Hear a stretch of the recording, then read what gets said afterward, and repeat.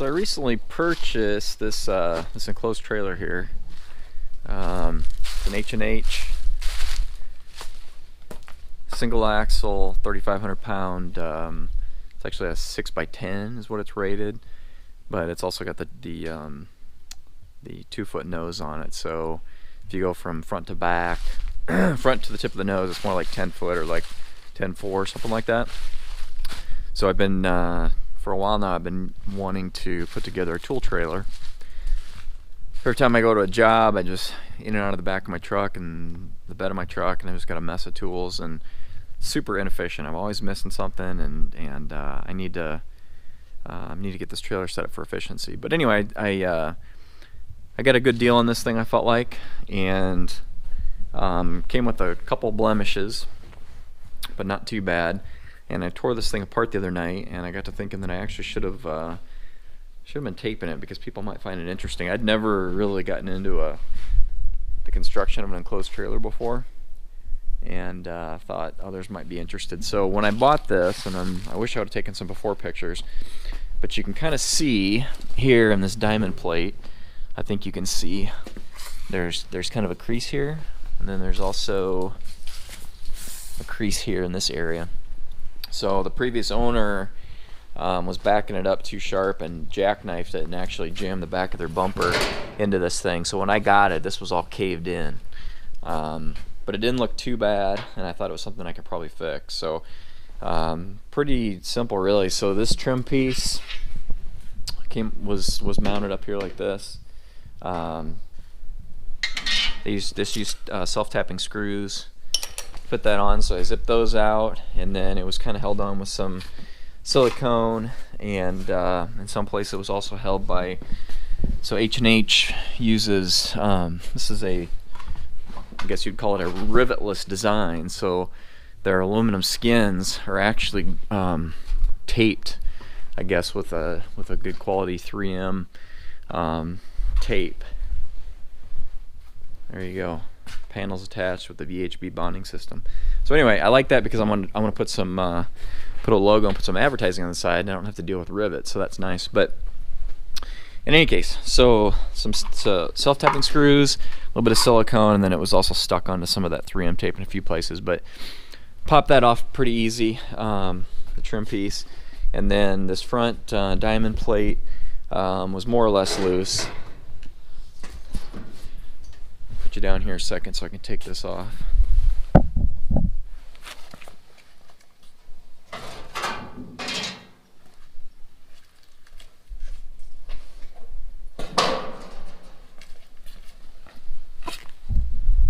Alright, so with that plate off, you can see a little bit better where this was all wrinkled in there. This is where it was the worst, and then right here in the nose it was also pushed in. So what I did is I actually took I had a 2x8.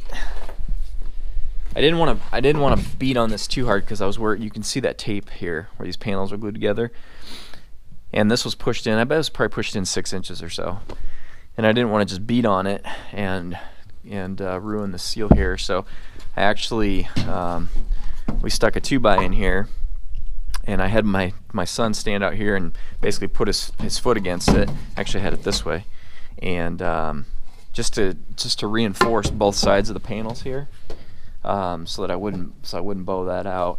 And then I just went inside and just took a dead blow and basically started beating it straight. I actually took a heat gun and heated it up first. Let me grab a light.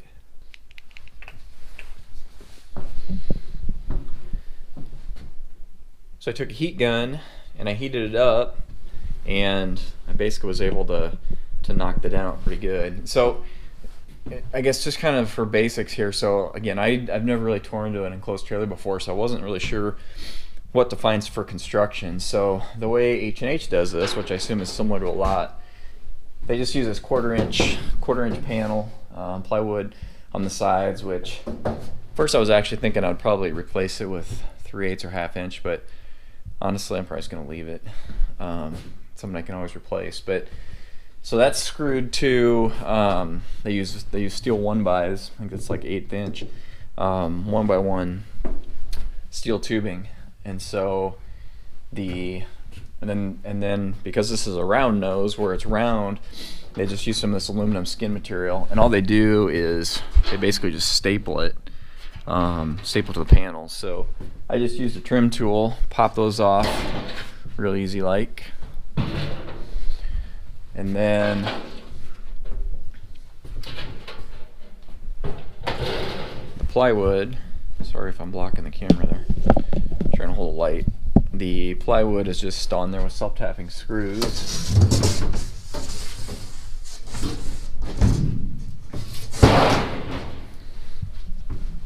So you can see the inside here, you can kind of see that damage. So it doesn't look, it doesn't look perfect, but it's straight enough to make it work. So I beat on that, and I beat on the nose too and got it straightened out. So I'm going to come back with probably like a Volcom or some kind of a high quality caulk, and I'll refill all these gaps. I live on a gravel road, and I'm trying to make sure there's no way to keep gravel dust out of things, but trying to, as well as possible, keep the dust out, we'll say that. So I'm going to reseal that. I need to deal with, you can kind of see here, this plate's kind of bowed a little bit, and you can see that from the outside. So I've got an idea how I can fix that. I'll show you that later. And then, so basically, then when the plywood goes back up, and when this diamond tread plate goes back up, you will basically, you're never going to see any of this. It's all covered by that rock protection plate. And this thing, by the way, this plate was bent. Probably the most severe of anything, was the most obvious. And to fix that, all I did was I just laid it down. Laid it down on some 2x and took another 2x in the backside with a dead blow mallet, and I just started beating on it, and it came out of it real easy. So I think when it's done, it should look pretty good actually. So I'm actually ready to put this front back together. I got a tube of silicone, so I want to seal everything up good. And then something else, a couple other things on this trailer. So you can see up here, I've got these 4 holes in the front, and then on this side, by the side door, I've got 2 more holes. So the guy that had this before, he had I'll show you, this cabinet. This is probably like a 30-inch or something cabinet. He hauled go-karts with it, and he kept tools and stuff in there. So anyway, he had bolted this cabinet to the front here. So I need to plug those holes, and then these holes on this side, he had another, I don't know, some kind of a rack thing hanging on there. So I think what I'm going to do is I'm just going to take the hardware that was on there before, these big washers, and I'm just going to go ahead and reuse the washers, reuse the bolts. I'll cut them down short so they're buried inside of the wall cavity, and I'll put a little silicone on the back of the washers and seal that up good, and then I don't have to worry about water coming in there. So I'll try to show you, pretty simple really, going back together. You know what, I need to close the door. It's cold, it's like 20 degrees outside today. I'm losing all my heat.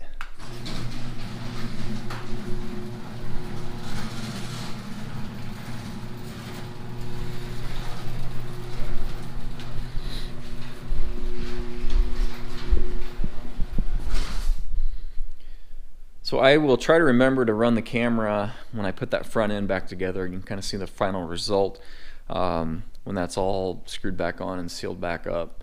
A couple other little things. So I told you about the holes that I need to fix on there. I actually ordered, this just has like an RV latch on there, but I ordered a regular bar latch, similar to, actually I think it's the exact same thing as this, as those, with a hasp, so I can actually seal that door, have a good quality lock on there, and hopefully keep thieves out. So that's coming today or tomorrow, so I'll show you the installation of that. And actually, in order to make that work, so the way that works is I'll run bolts through here, but it feels to me like the framing, there's 1x framing that runs right through there, and as soon as you get away from that 1x framing, it's just a void in that wall cavity. So I'm gonna get some steel tubing. So I'm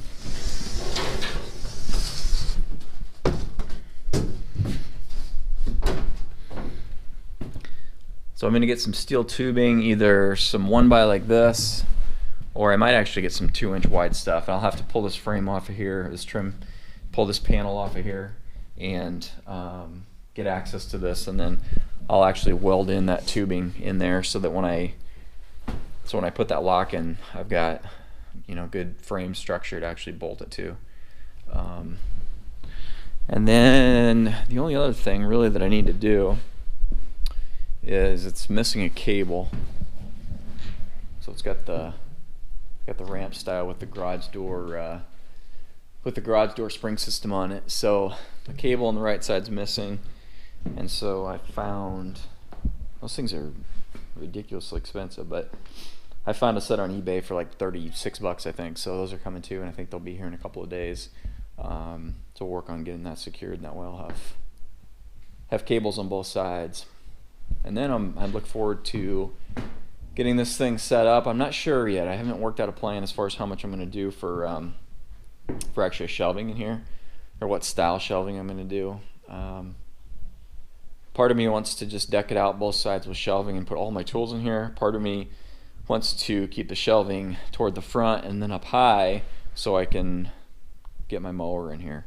But I'm not sure. I may scrap the idea of the mower and just keep my little flatbed trailer. I was going to sell my flatbed trailer and use this to haul the mower, but I think I can make this a lot more efficient if I just deck it out with full shelves. So I'll show you what I end up doing there too. But anyway, just kind of an intro there. I'll bring you back once I start doing some of the actually putting this thing back together.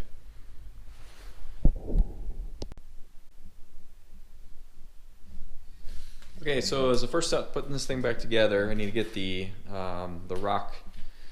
diamond plate rock guard on in the front, and in an attempt to just kind of keep things as sealed up as much as possible from the weather, I'm going to go ahead and seal up these holes before I put it on. Again, just have self-tapping screws, which I'm going back into the original holes, but I'm going to put a little dab of 100% silicone in there just to hopefully help seal things a little bit better.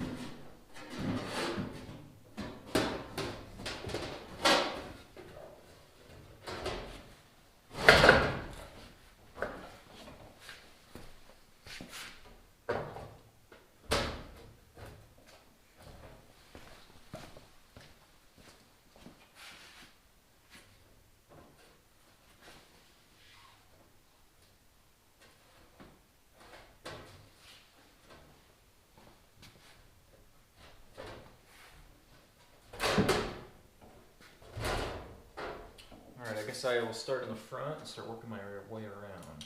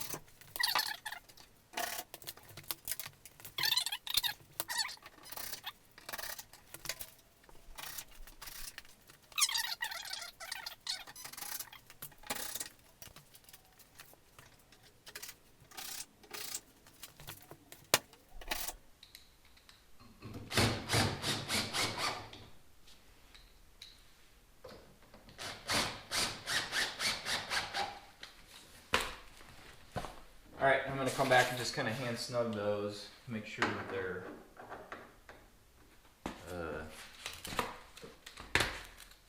just make sure they're snug. Sometimes I think self-tapping screws, the original hole that they drill, is a little bit big and it makes it easy for them to strip out.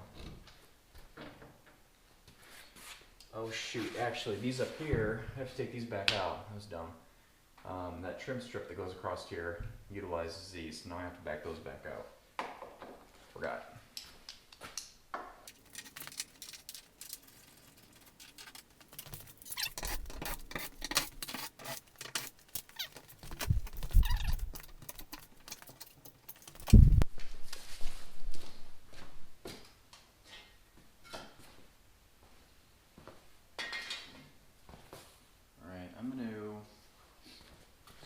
I'm gonna take a little probably denatured alcohol and just clean this surface up here to make sure that I get really good adhesion of that silicone, since it's kind of grimy and dirty.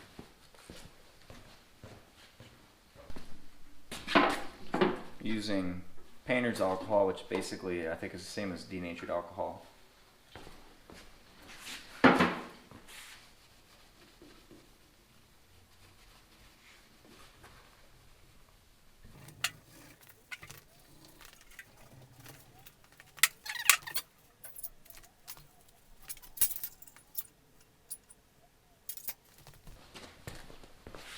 Okay, I got most of the silicone off now from the factory. Now, this would be easier with two people, but when there's a will, there's a way.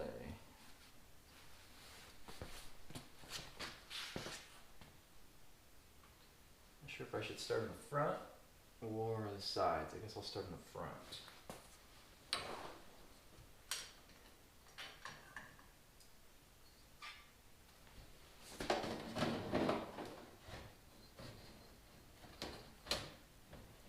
This thing had to be bent back before too, so who knows how well I got this thing straightened out. Actually, I can see there's a bend right there.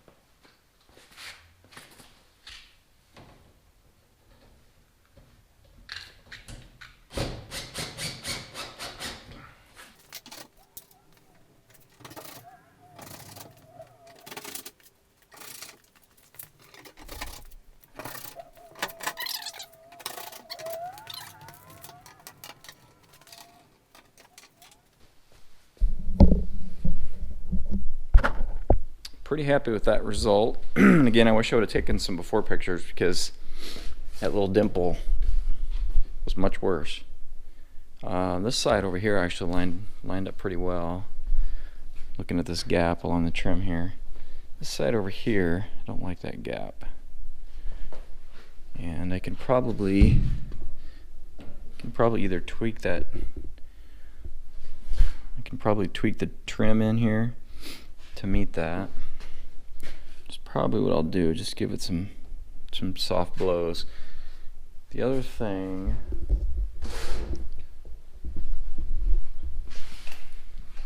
I was contemplating, let me grab a light.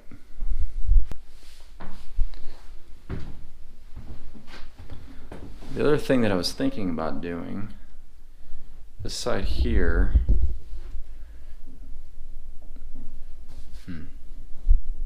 so before I put that front guard and trim on, this actually would kind of oil can, kind of popped a little bit. And I was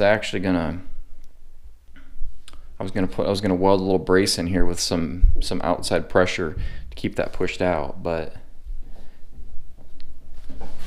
looks like this is kind of stiffened up and it's probably good. Where that gap is in the front is actually here. So maybe I need to do that on this side. All I was gonna do is take a piece of flat bar and weld it on one of these 1x1s that create the frame. And I was gonna bend it, put outward pressure here, and then kind of wedge it in there and then tack it on this side so I've got pressure there. So I'm not sure if I'll do that or not. I think I'll wait till I can get another hand and have somebody press in there for me and see how much that pushes this out. There's some flex there. I think that actually probably will make a difference.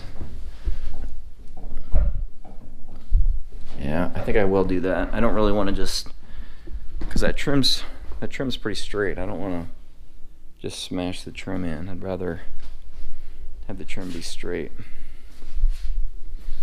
And actually on this side over here, you can see how this trim is sucked in. That's the side that I don't know if you can see that, but it's not straight. And this is the side that I was originally going to press on, so I actually may do that on this side too, just see if I can straighten everything out a little bit more. It's probably being a little bit anal. It's probably unnecessary, but anyway, it's much better than it was before. A lot better, actually. For most people, that wouldn't even be noticeable. So I will, next step, I'm going to take the silicone and put a nice seal on here, kind of weatherproof that so the rain doesn't get in behind that rock guard, which is how they had it from the factory. But I want to get this bowing issue resolved first before I put silicone on it, so that'll be the next step. Let's see. So that's taken care of. Now let's see what we've got to do next.